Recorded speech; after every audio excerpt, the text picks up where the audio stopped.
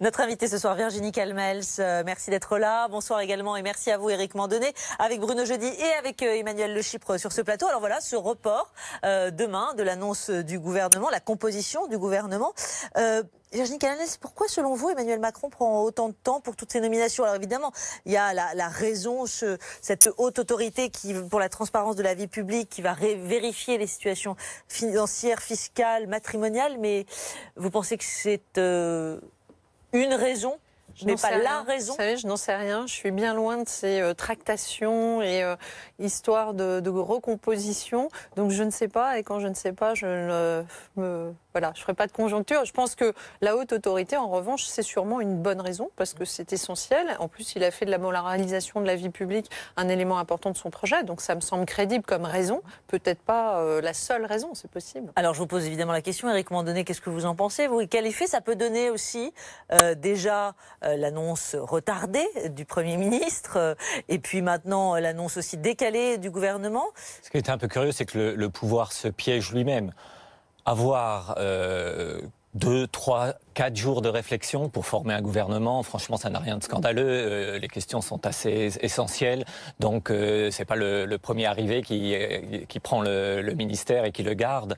Donc, dans l'absolu, et dans d'autres pays, il y a des semaines, voire des mois de transition pour qu'on prépare vraiment une arrivée au pouvoir. Bon, ce n'est pas la culture française.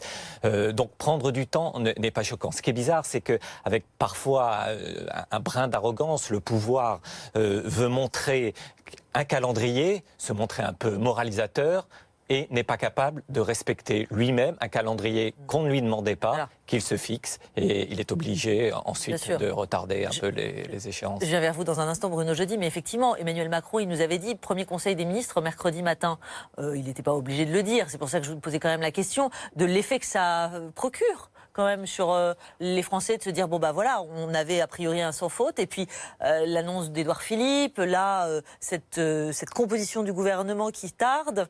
On imagine qu'il n'a pas une équation facile.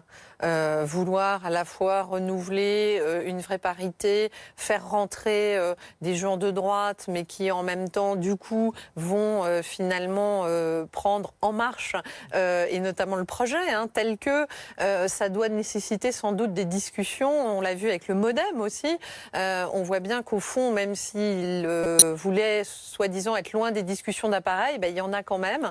Et il y a des tractations souterraines qui doivent prendre plus de temps que prévu. Ça cache une difficulté, Bruno, difficulté à constituer ce gouvernement? Le monde d'après emprunte encore beaucoup au monde d'avant.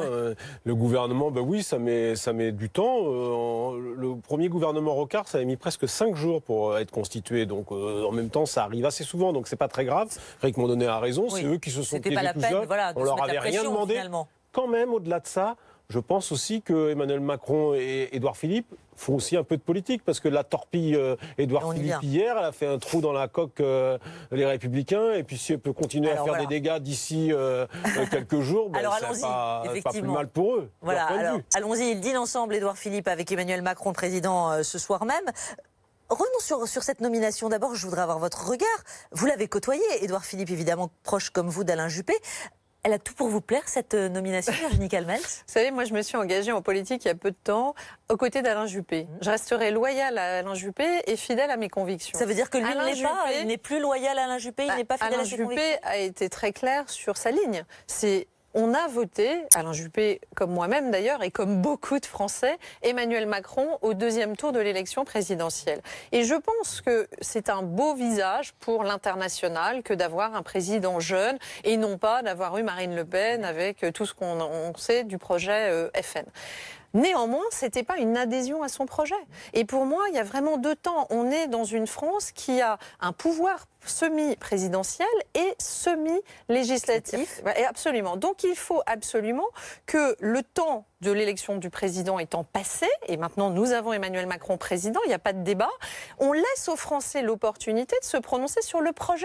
Parce qu'en votant Emmanuel Macron, on n'a pas soutenu le projet d'Emmanuel Macron. Sauf que Virginie Calmels, le projet d'Alain Juppé est plus proche philosophiquement de celui d'Emmanuel Macron qu'il l'était de celui de François Fillon. Oui, parce que Alain Juppé ne bravait pas le modèle français.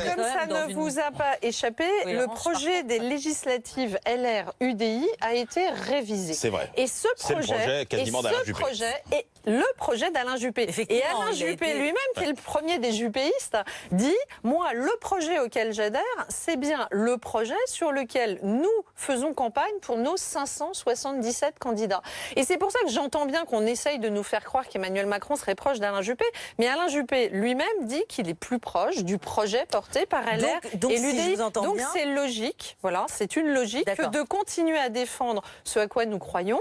On a fait campagne pendant 2 ans pour expliquer un certain nombre de choses. Mais donc si je vous comprends bien, vous désapprouvez le choix d'Édouard Philippe. Il n'a pas été loyal là dans sa décision. Emmanuel Macron fait preuve d'habileté politique évidente, que c'est très malin de tenter, comme vous venez de le dire, de mettre un trou dans la coque de la droite. On était prévenus, j'ai envie de vous dire. On le savait. Il n'y a pas de surprise de ce point de vue-là. Non, il n'y en a pas. Moi, une fois encore, je suis une femme pragmatique qui vient de l'entreprise. Je pense d'abord et avant tout aux Français. Moi, j'ai fait campagne sur un projet. J'y crois. Je pense que pour sortir la France de l'ornière, pour renouer avec le plein emploi, pour vivre avec davantage de sécurité dans ce pays, le projet LR-UDI est plus fort.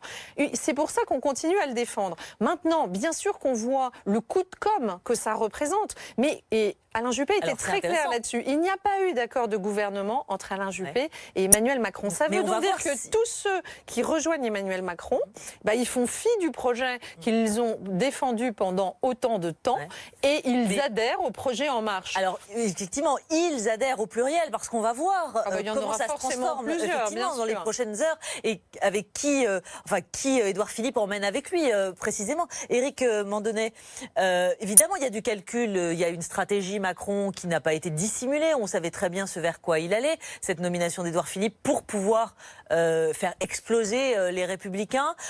Édouard Philippe, c'est le personnage clé pour le faire ? C'est un personnage important et par un retournement de l'histoire, il est en train de tuer le parti d'Alain Juppé. Souvenons-nous, 2002, Alain Juppé crée l'UMP. À cause du 21 avril, le FN au deuxième tour, déjà. Mais l'UMP de 2002 était déjà morte. Elle était morte en 2012. Elle était morte lorsque différentes sensibilités avaient déjà quitté ce mouvement.